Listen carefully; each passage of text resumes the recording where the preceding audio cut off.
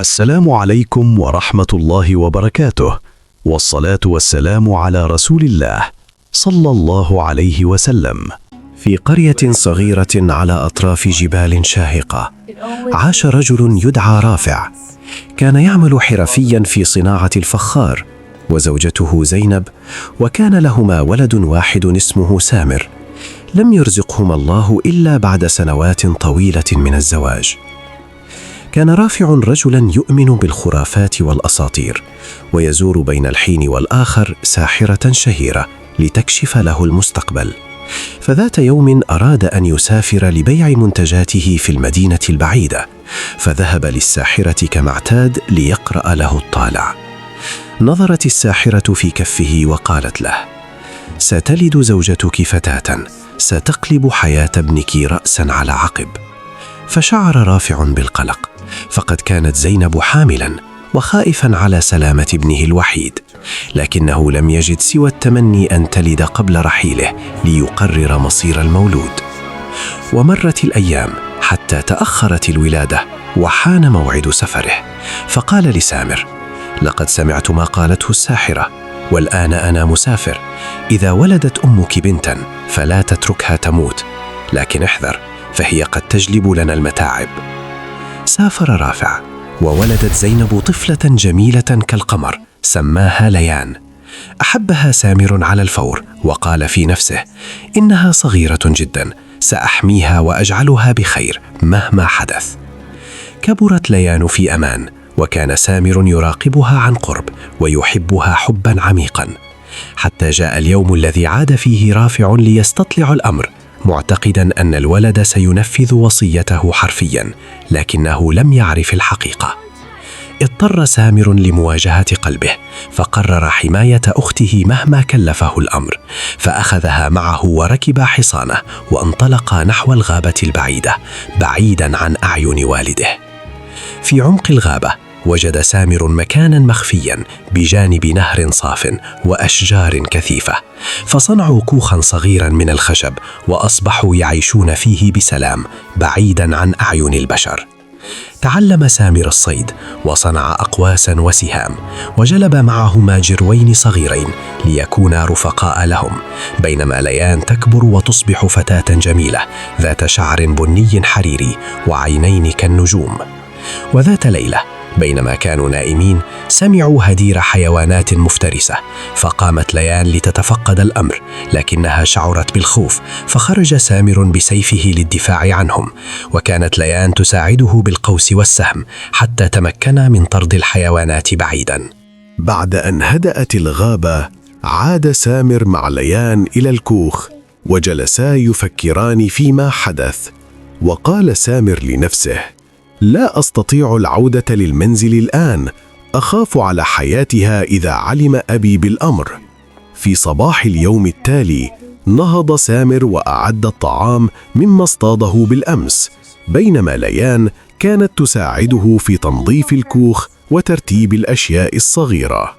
علم سامر أن عليه تعليم ليان كيفية حماية نفسها، فأرشدها لكيفية استخدام القوس والسهم ومراقبة المحيط حولهم دائما.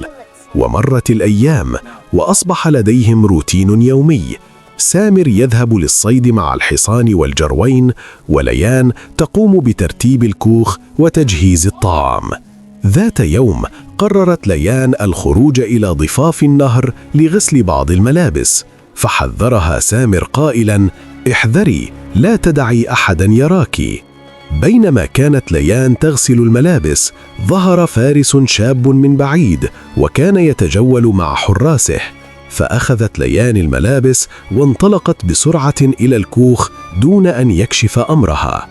عاد فارس إلى قصره وأخبر كهرمانته عن الفتاة الجميلة، وقال لها إنه يريد معرفة من تكون ولماذا تعيش في الغابة. فوافقت الكهرمانة على الذهاب لمعرفة الأمر. في اليوم التالي جاءت الكهرمانة إلى الكوخ وطرقت الباب، فتفرجأت ليان وقالت إنها امرأة جائعة تبحث عن المساعدة، فكانت ليان مترددة في البداية. استمعت ليان لقصص المرأة وحكت لها كل شيء عن حياتها في الغابة مع أخيها سامر، فشعرت المرأة بالعطف وقررت مساعدتها. سألت الكهرمان ليان إذا كانت مستعدة للذهاب للقصر لتعيش حياة مختلفة، فرفضت ليان خوفا من غضب أخيها سامر إذا علم. غادرت الكهرمانة الكوخ وعادت إلى القصر لتخبر الأمير بما رأت، فأراد زيارة الفتاة بنفسه في الصباح التالي. في صباح اليوم التالي جاء الأمير ومعه بعض خدمه إلى الكوخ، ولم يكن سامر موجودا، فتركوا الباب مفتوحا، ورأت ليان الأمير واقفا أمام الباب. سألها الأمير عن أخيها، فقالت له خرج للصيد، فأخبرها أنه يريدها أن تأتي معه للقصر لتعيش حياة آمنة. فرحت ليان بالمقترح ووافقت، فصعدت مع الأمير إلى القصر، وأمر الخدم بإحضار أجمل الملابس وتزيينها بأفخر الزينة. عاد سامر من الصيد فوجد الباب مفتوحا، وتابع آثار الخيول إلى القصر، فحمل الخوف على أخته وتساءل ماذا حدث لها. حاول سامر الدخول لكنه واجه الحراس، ففكر فيما يجب أن يفعله، ثم قرر العودة إلى أبيه لإخباره بما حدث. وصل سامر إلى منزل أبيه الذي تغيرت ملامحه وكبر، فسأله أين كنت كل هذه السنوات؟ فأخبره سامر بكل القصة وباختفاء أخته. غضب الأب وقال لقد أمرتك بقتلها، ولو لم أنصحك لتعرضت الأسرة للخراب. فبكى سامر بحرقة على الماضي. جلس سامر أمام القصر يراقب أخته، ولاحظ ليان من النافذة وجوده، فأسرعت لإبلاغ الأمير الذي أرسل أحد الحراس لإخباره بأمر وجوده.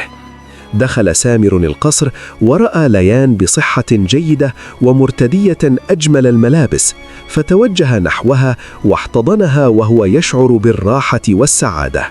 قالت ليان له لا تحزن يا أخي، فأنا بخير، والأمير جاء في الوقت المناسب ليحميني. فرد الأمير لن تصيبك أي مكروه بعد الآن. أرسل الأمير الحرس لإحضار الأب، وعندما وصل تم عرضه على القاضي الذي استفسر لماذا أمرت ولدك بقتل أخته؟ أجاب الأب لقد علمت أنها ستجلب الخراب. فغضب القاضي وقال له لا يعلم الغيب إلا الله، كيف تحكم على طفلة بريئة؟ حكم القاضي بسجن الأب 5 سنوات. وبكت ليان وقالت للقاضي لقد سامحته، ولا أستطيع العيش هنا وأبي في السجن. تعجب الأمير من موقفها وقال لقد أراد قتلها وأنت الآن تدافعين عنها. فقالت ليان الحمد لله على كل شيء، أنا بخير. عادت ليان إلى أيامها السعيدة في الغابة، وكانت ممتنة لأنها نجت من مؤامرة والدها، وطلبت من الأمير أن يرافقها أخوها لزيارة والدتها. وصل سامر مع ليان إلى والدتها، ورأتهم زينب في صحة جيدة، فاحتضنتهم بالبكاء من الفرح وكأن روحها عادت لها. تزوجت ليان من الأمير وعاشت معه في القصر بسعادة، وظل سامر بجانبها يراقب ويحميها، وهي ممتنة له على كل شيء. في صباح اليوم التالي استيقظ سامر وذهب ليرعى الحصانين والكلبين، بينما ليان كانت تعد الطعام مما اصطادوه الليلة الماضية. علم سامر أن عليه تعليم ليان المزيد عن البقاء في الغابة، فأرشدها لكيفية التعرف على الأصوات الغريبة وكيفية التخفي بين الأشجار. ذات مساء جلس بجانب النار، وتحدث سامر عن الأيام التي عاشاها معا، وكيف تمكنوا من النجاة في البرية رغم كل المخاطر. ليان أخبرت سامر عن أحلامها في العيش في القصر، لكنها أعربت عن خوفها من فقدان حريتها، فتفهم سامر شعورها وطمأنها. في اليوم التالي قرر سامر بناء كوخ جديد أكبر وأكثر أمانا بالقرب من ضفاف النهر، ليستطيعوا العيش براحة. بدأ سامر بجمع الأخشاب والحجارة لبناء الكوخ، بينما ليان كانت تساعده في جمع النباتات الطبية والأعشاب للغذاء. بعد أيام اكتمل بناء الكوخ الجديد، وكان مكاناً آمناً يحميهم من الحيوانات البرية والعواصف المفاجئة. في صباح أحد الأيام لاحظ سامر آثار أقدام غريبة قرب الكوخ، فأخذ حذره وأخذ ليان إلى الداخل ليطمئنها ويشرح لها الخطر. ليان شعرت بالخوف، لكن سامر طمأنها وقال: لا تقلقي، سنكون دائما معا ونستطيع مواجهة أي شيء. في أحد الأيام ذهب سامر للصيد وترك ليان بمفردها، فقررت أن تمارس رماية القوس لتقوي مهاراتها وتصبح أكثر قدرة على الدفاع عن نفسها. بينما كانت ليان تمارس الرماية لاحظت طائرا جريحا على الأرض، فاعتنت به ووضعته في قفص صغير لتشفى تدريجيا. سافر سامر في اليوم التالي إلى القرية ليبيع بعض جلود الحيوانات، وأوصى ليان بعدم فتح الباب لأي غريب أو التحدث مع أحد. ليان التزمت بتعليماته وجلست في الكوخ تراقب المحيط، مستمتعة بالهدوء وسماع أصوات الغابة والطيور. في أحد الأيام بدأ سامر يعلم ليان كيفية التعرف على آثار الحيوانات المختلفة، لتعرف متى يكون هناك خطر يقترب من الكوخ. ليان أصبحت ماهرة في الصيد والرماية، واستطاعت مساعدة سامر في اصطياد الحيوانات الصغيرة للحصول على الطعام. في ليلة مظلمة سمعا أصواتا غريبة قادمة من الغابة، فاستعد سامر لحماية الكوخ، وأخذ ليان معه للتأكد من الأمر. وجدوا مجموعة من الذئاب تحاول الاقتراب، فاستعمل سامر سيفه وليان القوس والسهم، وتمكنا من صدهم وحماية الكوخ. بعد هذه الحادثة قرر سامر أن يعزز دفاعات الكوخ ويبني سياجاً من الأخشاب لمنع أي دخول غير مرغوب فيه.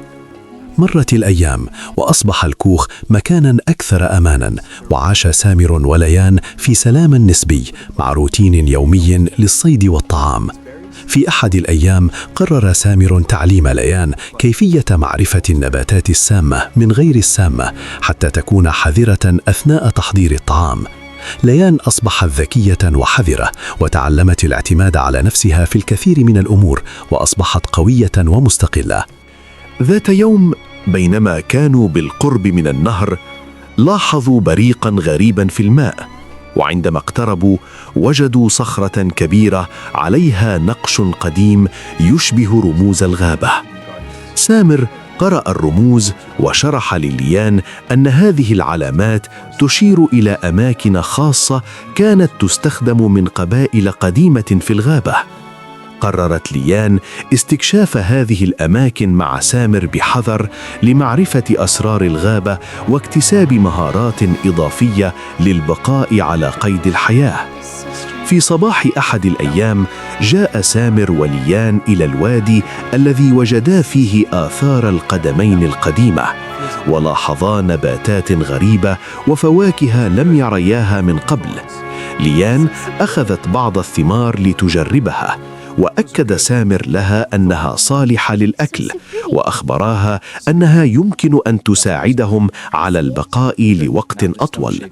في الأيام التالية بدأ سامر بتعليم ليان كيفية صنع أدوات صغيرة من الأخشاب والحجارة لتسهيل حياتهم اليومية في الغابة. ليان أصبحت ماهرة في صنع الفخاخ لصيد الحيوانات الصغيرة، مما ساعدهم على الحصول على طعام إضافي دون بذل الكثير من الجهد. مرت سنوات وكبرا معا، وأصبحت ليان فتاة جميلة، بينما سامر أصبح شابا قويا وماهرا في الصيد والدفاع عن الغابة. في أحد الأيام اقتربا من حافة القرية لمراقبة الناس، لكنهم بقوا مختبئين بين الأشجار خوفا من أن يلاحظهم أحد. ليان شعرت بالفضول لمعرفة المزيد عن العالم الخارجي، فناقشت مع سامر فكرة زيارة القصر يوما ما بحذر. في صباح اليوم التالي قرر سامر أن يعلم ليان كيفية مراقبة تحركات البشر من بعيد مستخدما الأشجار والأعشاب للتمويه. لاحظت ليان رجالا من القصر يمرون بالقرب من القرية، فتساءلت عن حياتهم وكيف يعيشون، فشرح لها سامر أن الحياة هناك مختلفة تماما عن الغابة. ذات مساء جلسا بجانب النهر، وتحدث سامر عن حلمه في حماية ليان من كل المخاطر، وأنه سيبقى معها دائما مهما حدث. ليان شعرت بالامتنان تجاه أخيها، وقالت له: لم أكن لأعيش كل هذه السنوات بأمان بدونك يا سامر.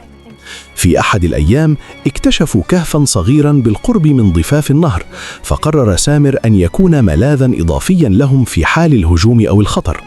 بدأوا بتجهيز الكهف بالمعدات الضرورية، ووضعوا بعض الطعام والماء فيه للطوارئ ليكون مكانا آمنا عند الحاجة. مرت الأيام، وبدأ سامر يعلم ليان كيفية استخدام الحبال لتسلق الأشجار والهروب في حال وقوع خطر مفاجئ.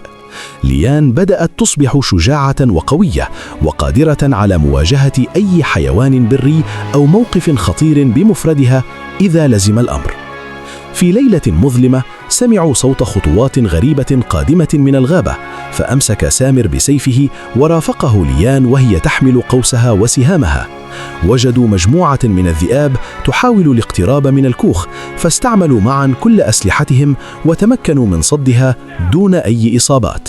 بعد الحادثة قرر سامر تعليم ليان كيفية صنع أبراج صغيرة لمراقبة المحيط من فوق الأشجار، لتكون دائما على اطلاع على أي خطر. ليان صارت ماهرة في الرماية والمراقبة، وأصبحت تساعد سامر في الدفاع عن الكوخ وحماية الحيوانات الصغيرة التي يحبونها. في أحد الأيام بينما كانوا قرب النهر، شاهدوا رجلا يركب حصانا من بعيد، وسرعان ما أخبر سامر ليان أنه قد يكون من القصر. سامر قرر مراقبته من بعيد دون أن يلاحظهم، ليعرف إن كان شخص خطرا أو مجرد مار عادي. الرجل اختفى بعد قليل، فأخبر سامر ليان أنه لا يوجد خطر الآن، لكن يجب عليهم أن يكونوا دائما حذرين. مرت الأيام وكبر سامر وليان، وبدأت ليان تفكر في كيفية العودة إلى حياة البشر، لكنها كانت تخاف من فقدان حريتها وسلامتها. في صباح أحد الأيام شاهدوا فتاة صغيرة من القرية تلعب قرب الغابة، فقررت ليان الاقتراب بحذر للتحدث معها ومعرفة أخبار القصر.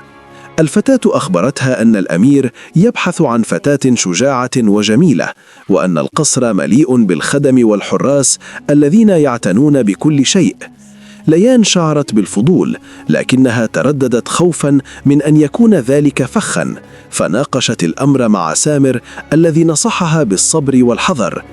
في أحد الأيام قرر سامر وليان الذهاب إلى حافة القرية للتأكد من الأخبار، واستخدموا الأشجار والأعشاب كغطاء لهم. رآه الأمير يراقب المنطقة ويبحث عن الفتاة، فأخبر سامر ليان أن الوقت قد يكون مناسبا للعودة بحذر إلى القصر. ليان شعرت بالحماس، لكنها قالت لسامر إنها تريد أن تكون آمنة، فأكد لها أنه سيكون معها دائما ولن يتركها وحدها. في صباح اليوم التالي أعد سامر خطة للذهاب إلى القصر بطريقة آمنة، مستخدما الغابة والطرق المخفية لتجنب أي مخاطر. وصلوا إلى بوابة القصر، وكان الحراس يراقبون المكان، لكن سامر وليان استطاعوا التسلل دون أن يلاحظهم أحد. دخلوا القصر ووجدوا الأمير ينتظرهم، وابتسم عند رؤية ليان وقال لها: أهلا بك، لقد كنت أبحث عنك طويلا. ليان شعرت بالراحة والأمان، وعانقت سامر شاكرة إياه على حمايتها طوال هذه السنوات. أمر الأمير الحراس بتقديم أفضل الملابس لليان، وأخبرها أنها ستعيش في القصر بأمان وسعادة دون أي خوف. سافر سامر مع ليان وزار والدتهما، وكان اللقاء مليئا بالدموع والسعادة، وشعر الجميع بالارتياح بعد طول انتظار. تزوجت ليان من الأمير وعاشت في القصر بسعادة وهناء، بينما سامر ظل بجانبها دائما كحام وأخ وفي. وفي النهاية أرسل سامر رسالة للجمهور: الحياة مليئة بالمفاجآت، والأمان الحقيقي يأتي من الحب والإخلاص. واختتمت القصة نهاية سعيدة ومليئة بالأمل. ومن وصل معنا إلى نهاية القصة اترك لنا رسالة في التعليقات من أي بلد تشاهدوننا، وما رأيكم بالقصة. وإلى اللقاء في القصة القادمة إن شاء الله. ودي يا جماعة كانت قصتنا النهاردة. أتمنى تكون القصة عجبتكم، ويا ريت تكتبوا لي في الكومنتات انتوا بتتابعوني من أي بلد عربي أو أجنبي، ويا ريت تعرفوني الساعة كام عندكم دلوقتي، وانتظروني إن شاء الله في القصة القادمة.